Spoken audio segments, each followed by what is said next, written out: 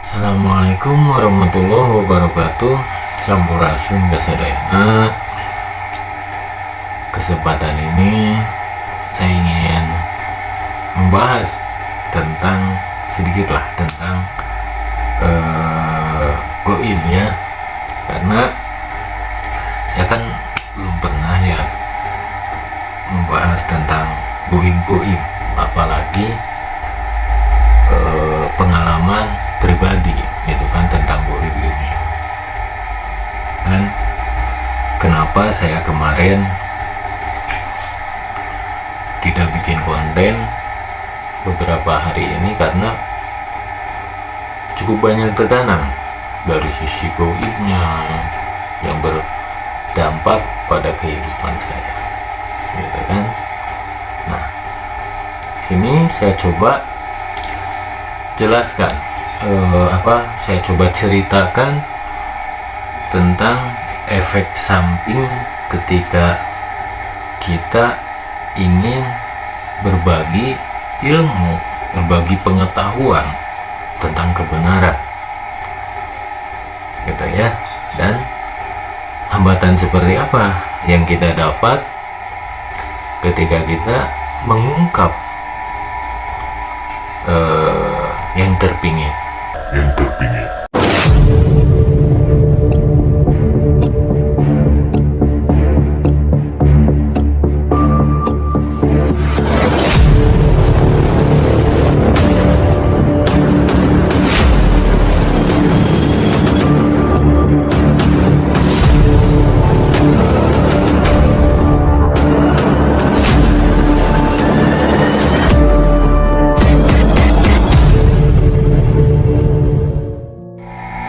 Setelah saya rehat tidak bikin konten di beberapa hari ini, saya disibukkan dengan ibaratnya pekerjaan rumah. Begitu banyak tekanan ketika saya berbicara tentang yang menurut saya atau versi saya lah, menurut saya ini benar, ini menurut saya, tapi belum tentu menurut teman-teman gitu kan. Apa yang saya sering jabarkan ini itu kan yang menurut saya sih benar gitu kan, makanya saya ceritakan.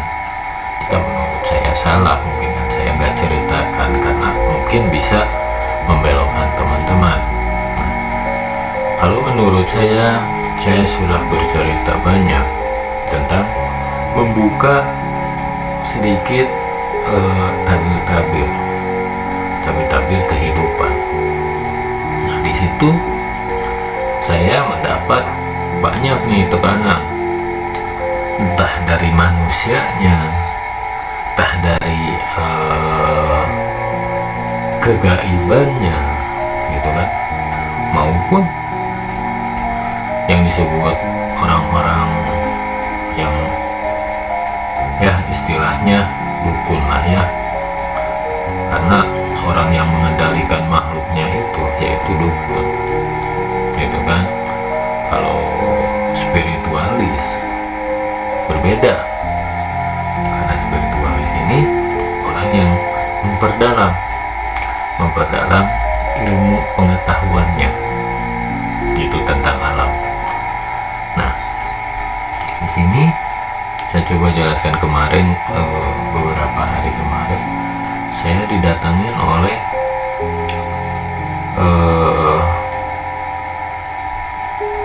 iblis ya.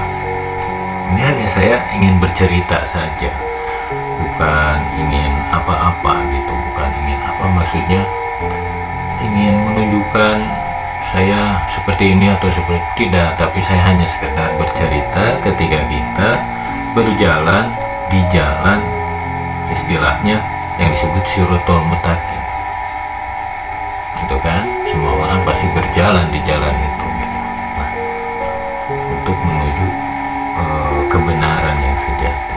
Di situ saya didatangi, sering sebenarnya saya didatangi gitu, untuk sekedar memperingatkan saya gitu. Berapa kali saya diperingati.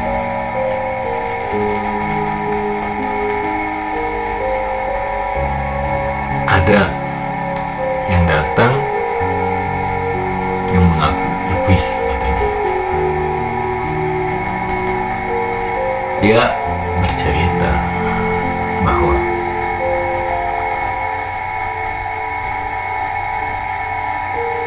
inilah ceritanya begini. Menjelang maghrib istri saya merasa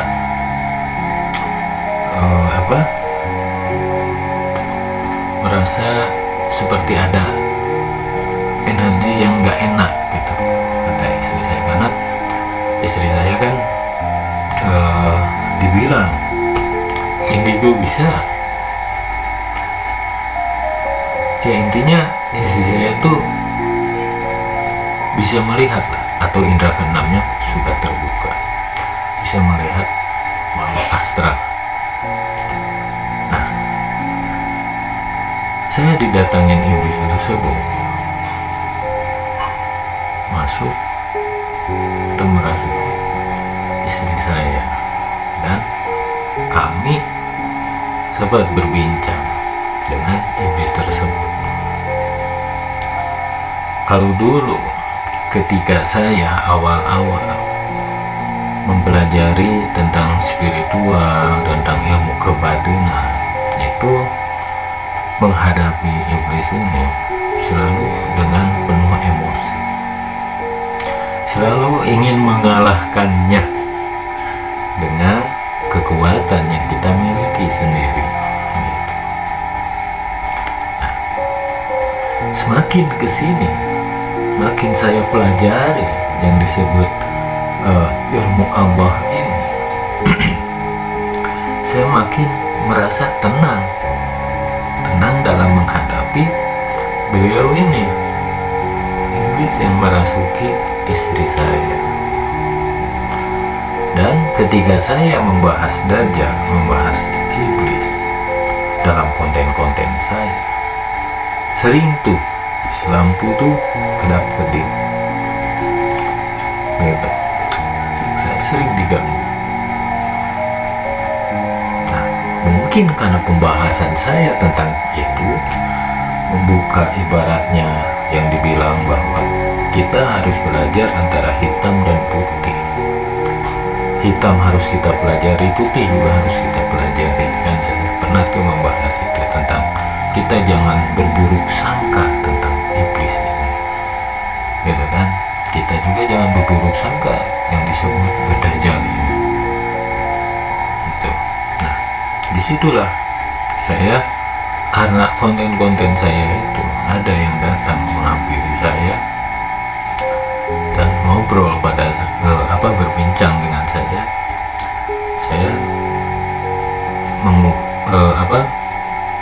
harapannya dia gitu, saya ini marah gitu sama dia. Karena ketika kita marah, yaitu kita sama saja seperti dia menggunakan hawa nafsu. Nah, di situ saya hanya berbicara tentang bahwa kenapa Anda datang ke sini, kata saya. Bukankah di diri saya juga ada yang seperti Anda, gitu ya? Atau istri saya juga ada nih yang disebut iblis atau setan dalam diri setiap manusia, yang disebut korin. Nanti saya bahaslah tentang apa ya dikandung dalam ini nih, gitu ya. Nah, di situ dia bercerita, katanya bahwa saya ini sudah merusak rencananya, karena sebagian rencananya sudah saya bongkar, sebagian strateginya sudah saya bongkar. Kenapa kamu berani-berani ibaratnya membongkar itu? Terus saya bilang, yaitu tugas saya sebagai manusia, kata saya. Karena bukankah saya dilahirkan sebagai cucu Adam, gitu kan? Terus bangsa kalian dilahirkan sebagai pengganggu atau ibaratnya yang membelok-belokkan anak cucu Adam, gitu kan? Silahkan jalankan saja tugas kalian, kata saya. Itu sudah diperintahkan oleh Yang Maha Kuasa, kata saya. Ya, saya sebagai manusia, saya hanya ingin mengingatkan sesama saya manusia, gitu kan. Apa yang saya ketahui, ya saya berbagi dengan sesama saya, bangsa manusia, sesama anak cucu Adam, kata. Terus kalau bangsa saya istilahnya mengikuti nafsu yang ada di dalam dirinya, itu kan kesenangan untuk kalian, gitu kan. Makanya saya menganjurkan untuk selalu menjaga energi positif yang ada di dalam diri setiap manusia. Cukup satu saja, kata saya, yang saya jelaskan pada bangsa saya sebagai manusia. Saya hanya menjelaskan apa yang kamu atau Anda ini tidak miliki, gitu. Terus dia bilang, apa yang saya tidak miliki, semua saya punya. Mau ilmu apa, mau yang seperti apa, saya punya semuanya, saya bisa semuanya, katanya gitu. Iya, saya tahu. Dan saya tahu juga kalau misalkan nih, kata saya, bangsa kalian dibacakan ayat suci Al-Quran, saya tahu kalian itu hanya berpura-pura kepanasan. Saya bilang gitu. Terus iblis itu ketawa dan dia ingin pergi, tapi saya tahan dulu, gitu. Dia ingin pergi.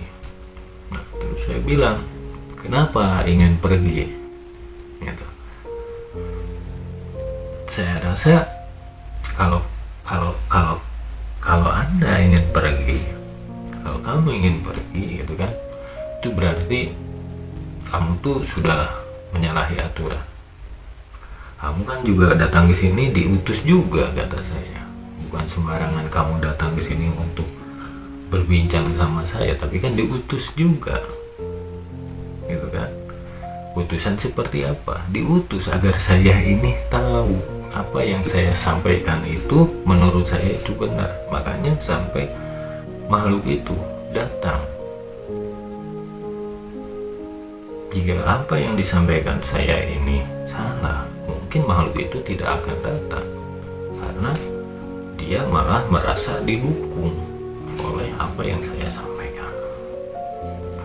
Nah, justru kedatangannya itu saya ingin berterima kasih, gitu kan. Nah, saya ingin berterima kasih, terima kasih dengan buktinya Anda datang ke sini, yaitu sebagai bukti bahwa apa yang saya sampaikan benar. Karena bangsa kalian merasa terganggu oleh apa yang saya sampaikan.